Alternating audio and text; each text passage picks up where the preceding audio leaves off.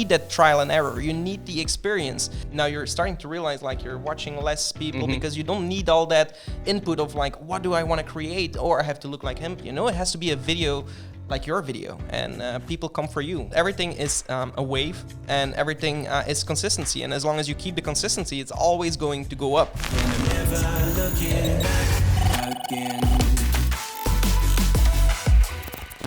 I sit down with Ignace Aleya, a VFX artist who is bringing Hollywood-level effects to the masses on YouTube. Hello, Peter. He's been into the YouTube game far longer than me, and he is now teaching what he learned through his own epic VFX academy. Next to him, we have Arnaud, the business brain behind the whole channel. Yeah, so that's his stuff. He keeps things running. And I'm gonna ask them a few questions about YouTube. Well, more specifically, a few questions about running a successful YouTube channel. Should you go niche or should you go broad? How do you find focus with your content, and how do you make people watch your videos in the first place?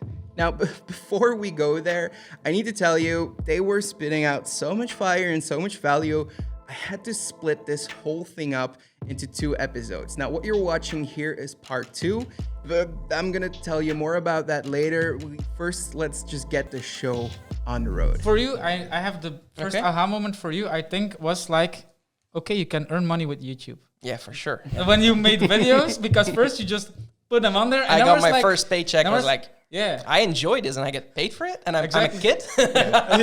This is not right.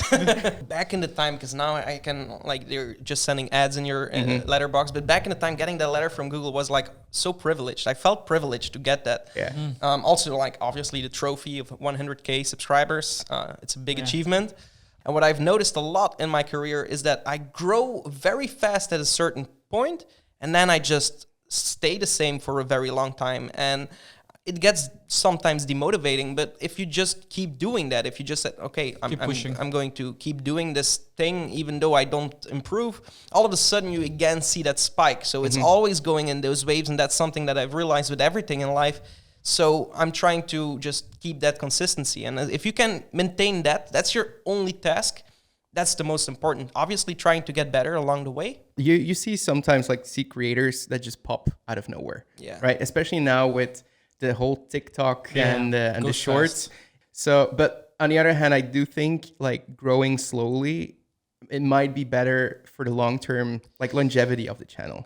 Yeah, and also you're thinking a lot, because why is this not working? And you're trying to figure it out. So you're figuring out a lot more stuff than the people that are not having to figure this stuff out. They're just growing and it happens. So up until the moment it doesn't happen anymore, then what? So we understand why it's happening. Okay, maybe it's not happening as fast as them at our place and exactly as we want.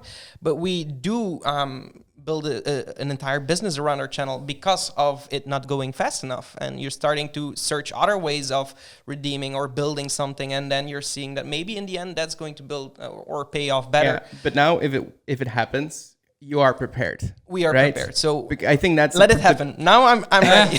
Well, you're never fully prepared, but I think both are good. You know, you sometimes you have people pop up, but those are the exceptions. You can never. There's some they've been doing it for a while, or they have some luck, or they have a unique skill, or they always have something. Always background. Yeah, always background, and they do something. They see something other people don't see. They do something totally different. That's the thing. It's never overnight. No, and if they get big quickly, they probably all have a team around them, and you know, so both are fine. It's just not our story. That's okay too. Yeah, because we'll get there. Well, we have similar stories. For example, Arnaud also wanted to try his own channel, and he took on a challenge to get fit. Yeah, true. That challenge. And that video went viral instantly. Yeah. So we do know how to achieve success in that say. But yeah, you need also the right topic, the right audience. Like, okay, VFX isn't going to just go viral unless we integrate it in a way that everybody wants to watch at this. But we have built an audience around that very niche, which is also strong, because we also see with bigger channels that have like everyone watching at them, it's really hard to find sponsors, really hard to monetize the thing, because you have an audience that is just so broad. Of course, you can put Coca-Cola to make an ad there, because everybody drinks Coca-Cola. But it's like if a camera brand comes to us, they know people that are going to see this. They want cameras, they want computers, it's the only thing they want. I'm just wondering, how do you guys feel towards having the channel like being super niche versus, like you said, like the broader channels? Like if someone would start fresh, like what should they go for? If you're starting out and you're just young and you don't have any experience in live, then just make a channel and make it all about everything, and you're going to have maybe 50 viewers, and those 50 viewers are going to tell you what they enjoy the most. And I hope you enjoy it just making videos for 50 people, because that's enough. 50 people are already watching your content. And if you can just accept that, then you're going to be growing into the area that you eventually want to go in. But you need that experience. You need that trial and error. You need the experience. If you have a background, on the other hand, in, for example, you've been a director for many years and you come on the scene, like Casey Neistat, he had so much background, but he owns the platform instantly. But yeah, that's because he has all the experience. If you don't have that, you cannot do what he is doing. And a lot of people don't understand that. So you do need the niche eventually, but it's not like the most important thing when you're starting out. If you're starting out, you just need to learn how to start out. In theory, I would also always advise go niche first, because otherwise you have so much competition. And if you have something that you're really passionate about, for instance, solving a Rubik's Cube, and you are very good at that, and you can use that in your YouTube channel and can make very specific videos of of problems that people have, then you can grow quicker than I think a broad channel. But for instance, Casey Neistat, he already had a lot of experience, so he went broad because he knows how to tell a story. And telling a story, that's one of the hardest parts to do. If you can't tell a story, then you're golden. But you don't need to tell a story to make videos about a Rubik's Cube. No, it's why I'm asking the question is because a problem that people have once they start out in a niche is that, you get known for being that guy. That's true. The Rubik's guy.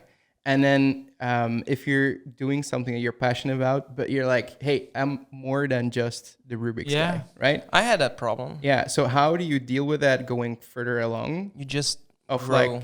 Do you say, like, do you mention that to the audience and say, like, hey, I also want to do some other stuff here? Do you put that in between, or you just stay focused on that and then maybe build another channel if you really want to do something else? I think there are many solutions to this question. How I would see it is if people would come to me and so I didn't start out as a VFX guy. I did literally everything on the channel as well. I played around with everything. It's kind of under the same dome, let's say. It's graphic design, web design. I then started doing visual effects and just learning everything along the way. I had zero experience at that point, but I shared again everything on the YouTube channel. And now I'm being seen as an expert in the field, but I had zero experience when I started. It's just you grow with it and the direction you want to grow. And that's what you should do as a YouTuber. You want to grow in another direction, do that. And if you want to change your topic completely from the channel, do that little by little. You start doing one video and you see with the audience, okay, what's going up. And if they don't enjoy that particular content, you try to find a way to mix it with the content that you're already doing and still having that new little spice that you're trying to push out also in there. So like that, you could do it. A little bit like a tester. Just putting one video out in between the others and see like how does the audience respond. Don't just completely abruptly change. Out of the blue. And if you do, for instance, you do the Rubik's Cubes tutorials, but you also want to create a family channel, then I would create a second channel. Yeah. If it's too broad away from what you're doing. Also, if you want to keep doing the first thing. But then if you don't want to do the first thing and you have a famous video about the Rubik's Cube, you just continue on that channel. Yeah, I would, because you have an other idea about that, I know, because you have that famous video or viral video that kind of screwed you. we can say whatever on the podcast. Okay, cool. It's not in the same direction I want to be as a creator. So that's why I didn't want to, because eventually that would have been the perfect moment for me to capitalize on that video. Yeah, I wasn't ready in that moment. It was something that just happened, and I didn't know how to capitalize that moment. Exactly. Of like, what should I do now? I get bored of doing the same thing over and over again. Me too. So I have to find something new, and starting a new project, I have the same thing with getting bored of things really quickly, and I think that is how every artist is going to be like, that is making change, because if you're always going to do the same thing, you're never going to grow in a way. But like, for example, with like, I hate rotoscoping or doing like repetitive things, tasks in the VFX industry.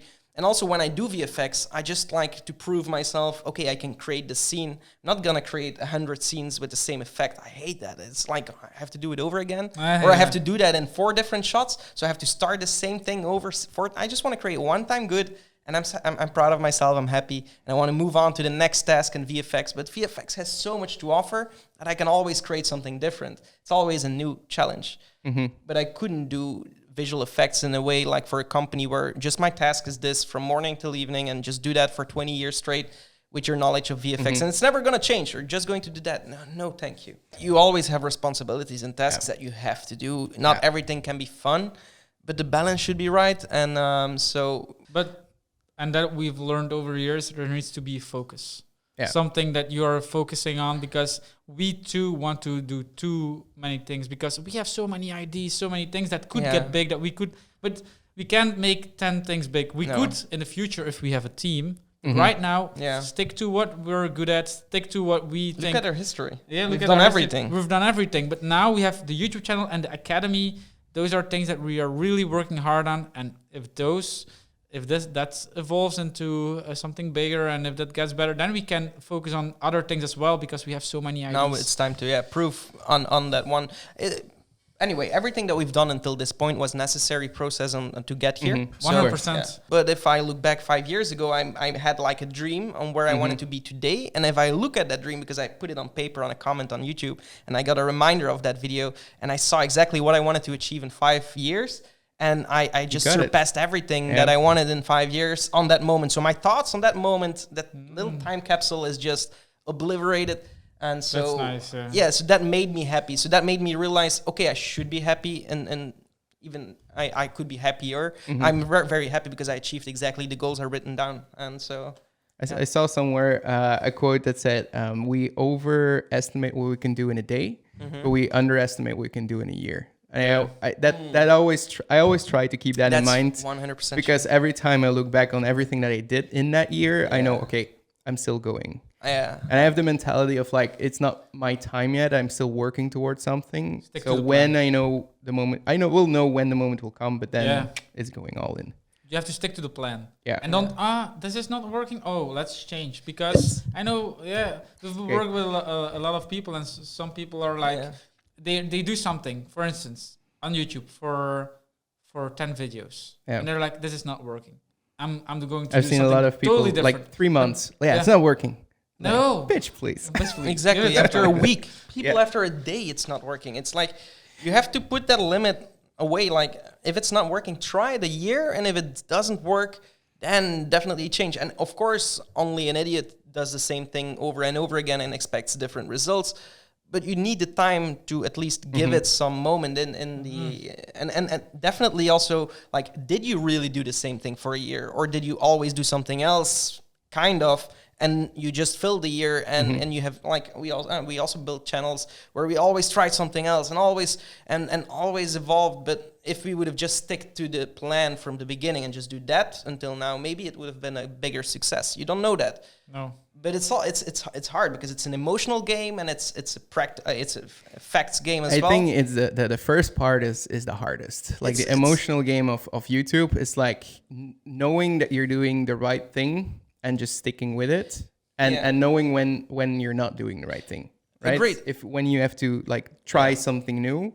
And not stagnate with what you're doing. I have a lot of comments saying like, "Hey, you're doing so many great videos, and why is the channel not growing?" Right? Yeah. That in a way it's like devastating to read that because you're like, "Yeah, I know why isn't." But on the other hand, it's like I'm just putting in my time. Yeah. Like my time for the juice, and it will come eventually. And I'm not trying to look at the numbers anymore. Yeah, a great metaphor for this is, for example, going to gym. Like you go in there, and after a day, you did a hard workout. You sweat 2 hours straight, and you come back home, you see zero difference in the mirror. You go the next day, or you're too tired the next day. So you go the day after, and you train again, and you do that a week, and still you don't really see any difference. So you quit. And you say it's not going to work out. But do that a year, and you would have seen such a big improvement. So you really have to believe in the fundamentals of the idea and just set your mind to the idea and just believe on the result that you're going to achieve in that set time period. You just have to believe that it's going to be the best choice. It's the same with investing. It's the same with everything. You just have to believe that that's the right path to take. And of course, you may potentially take a wrong path, and then you have to just change a path later on. You're going forwards. You can't expect immediate results. You really have to put in the time. So you have to make every consistent week a video, and after a year you will see results. But after a month of creating 4 videos every week, nobody's gonna know. You're gonna have the same miserable views, and people give up. And it's so fun because this is advice that everyone keeps saying, and nobody's listening. And then a few do listen. It's necessary to be here because that's only going to be the biggest difference between the people that are serious and the people that just want to try stuff and play around. And it shows a lot of dedication also to a person who succeeded after such a long time, because he didn't give up. So a question regarding all of that, like if you would start again with the channel completely from zero, just delete this one and you could decide what the topic would be. It could still be the same, or you could do something different. How would you tackle that? I would really focus on quality and like something that's like great thumbnail, great title, everything great, and then something shareable. But then why I would choose like to upload more frequently is because it's easier topics. You just take your camera, you record something, and you're not so limited by yourself. Because if you know I'm going to record 1 video a month and it has to be epic, you're going to be so blocked if you don't have all that creative juices yet, if you don't have all the experience yet. True. And you're 100%. going to get into a procrastination, and you're going to get into a block, and you're not going to be uploading anything. It's my opinion, unless you have the skill sets to back it up. Why? So that's why I'm saying just upload as much as possible, because then you have no more rules. You don't have any excuses anymore. Every day you need your video. It's not there by the end of the day, you failed. If you just, the longer you put that schedule, the harder it becomes, in my opinion. The reason also why I say this is because Tom said when we would delete your channel and you already, we are still who we are right now. Yeah. You know, and we have those skills. Just then for visual effects, I would, for instance, make like Warzone in real life. For example, you know, and something really put a month or 2 months into that, but something that's you can post on Reddit, on Facebook, in groups, something that could go viral, and that people are saying like, whoa, this is so insanely well made. Because this could get you to 10K subscribers in a week, and all those separate videos, if they aren't the highest quality, it would take you hundreds of videos. No, in our case, Arnaud is 100% right. We should do that route with our experience. I was putting myself in the shoes of like, what would I do if I started over again, like literally back in that moment. But you are saying my channel gets deleted today with the skill set that I have acquired over the time. What would I do now? Arnaud's choice for sure. Yeah, this is so cool to hear, because I can see like you have the whole creative mind in there. You're like, get better, get used to creating a lot. And then you can see him. He's like shareability and like let's just get this to be as successful as it could be. That's where the match is like really perfect, but it's nice to see this in this answer. Because I don't always, I think of an exciting idea as a creative, and not necessarily, of course it's important, because in our niche, what Arnaud sees as going viral is not what VFX people want to see necessarily. I have to say what they want to see, even though that's also hard for me to know. So that's a topic that maybe makes it difficult on our channel to really discuss what they want to see, because Arnaud cannot really put himself 100% in the place of a VFX artist. He can, after all these years, for a great part, but it's still different. But if we would be for a topic like a general public and just to impress everybody with our skill set, there is where the magic comes in, and really, and that's also something that we're trying to become more accessible to everybody. Yeah, exactly. But I truly believe that the title, the thumbnail, like the packaging of your video, might be like 51% of the whole video. Like if that isn't there, nobody will click, and all the effort you put into the video is just lost. But on the other hand, there's almost no great tutorial on like how to do this, because it's so complicated to explain. It's such a difficult task, because you're working with human behavior, right? Like why would someone click on this? There's no template for this, right? What I would love to hear from you guys is like, how does that workflow look like? Well, first I want to answer that we're still struggling with the right title for our channel, because we do know how to make viral titles, but we are finding that those might not be the titles that our channel audience wants to see. Yes. So we need to make viral titles for VFX artists. Yes, exactly. Yes. And that's something that we're still struggling with because we don't know, like Mr. Beast titles in a VFX way doesn't work with us. It doesn't. So it's like also knowing your who Knowing is your the audience. video going to be for? exactly. Yeah. Yeah. So yeah, how we do it now is we always start with a topic of a video. For example, okay, the new Spider-Man video comes out. We're gonna do something with Spider-Man. So we try to find an epic scene that relates to VFX because that's the topic of the channel. And then we already start brainstorming for titles right away. Thumbnails come later at the end. But yeah, we could go and capture footage for that thumbnail. So we really try to design them and feedback them, put them in there and check them with other thumbnails. These are also getting more better by the time that we're I've seen like the latest thumbnails from the channel. Like I went back to do some research on the channel and like over the 10 years that you've been doing this and like it's a different style almost, and you can see also the waves that YouTube has gone through of like these were the thumbnails that worked in that moment, right? Because it's also a little bit of a cultural thing, like 100%. what works. So the more filmmaking and more photography related channels, they don't do the Mr. Beast ones. No, they have to have something that looks nice. It needs to be aesthetic. And that's where the thing comes in. Like you should stop at a certain point. You should stop consuming content and just do your thing, and then see what works for you through your own analytics. But don't get too much thrown off by other creators. Okay, Mr. Beast is doing great, but I don't think we need to look too much. We need to learn from his success, but we don't need to copy him at all. So we need to just understand how he looks into his analytics and how we should look into our analytics and make our judgment based on that. I think we should go more into that direction. And that's all. Yeah, that's something that is happening naturally. The more experience you get, the more confidence you get, the less you feel needy to do these things. So yeah, so let's do the quick round. And round this up. I was looking at some, like a little bit YouTube myths and stuff that's been going around, and I just want a short answer from both of you. So YouTube prefers longer videos. No, that doesn't matter. The question is, can you make a 10-minute video or a 15-minute video that's super engaging, like Mr. Beast with his Squid Game video? Do that. You know, that obviously everything will go up, your watch time, whatever, but it could be short video as well. You know, depends on what your style is. So changing the video's title and thumbnail after a video is published is bad. No. You do it all the time. Why isn't it bad?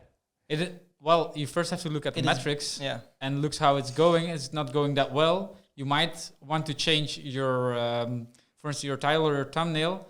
I would personally start with the thumbnail first. I'm not sure if that's the official way to do it or the best way, but it's the biggest change visually. So then you could really see something changing, or I would do them both if I'm not convinced anymore. Because if you change your thumbnail, it has to go together with the title as well. So yeah, but I would change it up if I'm not satisfied with the click-through, with our baseline click-through, because it depends so much on your industry. You're smiling here. No, I saw him thinking, going in his place and captivating all those moments. Okay, so next one for you. Idea-based channel or personality-based channel? Personality-based channel. Why? Because it can combine the idea into the personality, but the personality is why people come back. If you want people to build a relationship with you and come back, you need that personality. You can also be just how to and give them the information, and you will have a lot of views, but you will have 0 super fans. You will have nobody caring about you eventually, or a few. But that's because you still have a little bit of personality in there, even though you didn't realize it. I think so too. Because with an ID channel, what you could have is that some videos pop up really high because people search for it and whatever. But with a personality channel, your views will be more consistent. So maybe growing, it will be not as easy. But if people are connected to a person, and for instance, like for you, if you then start talking about climate and why you're passionate about it and showing it why it's so important, people will follow as well. So yeah, personality, I would do that. So like Mr. Beast is, for example, a combination with idea and personality. I think he started more as a idea based. Yeah. And now because of his ideas, his personality, he's become a personality. Yeah. Because he also sees it in a team perspective, and it's a team effort. So in that case, you have 2 types of channels. You have a team behind it, or you have a person. And if it's just one person bringing the channel, the personality is the most important thing. If you have a team, it's hard to bring a personality in front, but then you have multiple personalities and you build also that family vibe. And exactly. And yeah. Most one-person channels or team channels, just the team is not visible. So I have another one probably for you, but chime in if you want to, because it's probably more his game. The algorithm doesn't like my videos. Yeah, the algorithm is can be a bitch. But true or false? But no, because it will show it to people and react on how people react. So if people click a lot on your videos and they watch a long part of your videos will go up. But if you already have a YouTube channel about cooking and then you start a cooking channel on the same channel about video editing, and it shows it to your subscriber base first because that's the basis, and they don't like it at all, then YouTube thinks it's a bad video. So that could be a problem. And I think, and some people can get optimized better. Some people get shadow banned and stuff like that. So that's also, it's not easy. It's not easy at all. So it's a hard thing to figure out. But I do think that in the end, it doesn't matter. The quality is the most important thing. And the audience retention. So the longer people watch your videos and actually click on your video with a click-through rate, then the more success you're going to see. And it's going to grow over time. And to get the ball rolling, you have to indeed look at a video that performs well and then pick up on that topic like you're doing right now. I do think that's the best way of doing it. It's not always the easiest way and not always the thing I want to do, because that's the problem I have with something that I've done and it went to success. How do you do the exact same thing but still different? Because I want something different too. And then, because most people that say the algorithm doesn't like me, they keep doing the same thing over and over again, and they never do something radically different. And I think you have to go radically different to shift it. But on the other hand, going radically different every single upload would also not be the solution. So you need to have enough time to see if the change affected your channel. So it's a healthy balance. Go crazy enough. So then I would want to go to both of you and ask the question like, hey, what is the secret? My secret. Determination, I think, is our biggest secret. We just don't give up. We're going to keep trying. We keep failing and we are just going to keep trying. And people fail and they give up. But it's no secret. It's not a secret, but it's the secret. So enjoy it. Yeah, so don't stress out where you're right now. Oh, I'm not where I want to be. That's normal. You have the journey that you have to go through. But put in the time, put in the effort. Make sure you enjoy what you do, and then it will come. It's so cliche, but it's true. Yeah, it's very cliche, and but there is no other secrets. All the secrets have been spilled. The people just don't care to look at them. Exactly. Everything is out there. Now, if you really liked everything that we said here, note that there's the audio-only podcast on creator secrets that goes a little bit more into the history of Ignace and Arnaud, how they made the leap to full-time YouTube. So to listen to that, go search for Creator Secrets in your favorite podcast app or use the link down in the description below. And one more thing, let me know what you guys thought of having a whole episode here on a channel. Okay, Ignace, I think you wanted to say something else. Alright, so for the people that want to learn how to create epic videos, do stop by the channel Ignace Aleya. I teach you all about it right there. And if you want to get even more dedicated, we also have an academy for everyone to learn visual effects from A to Z. A link will be under every video. You can check it there.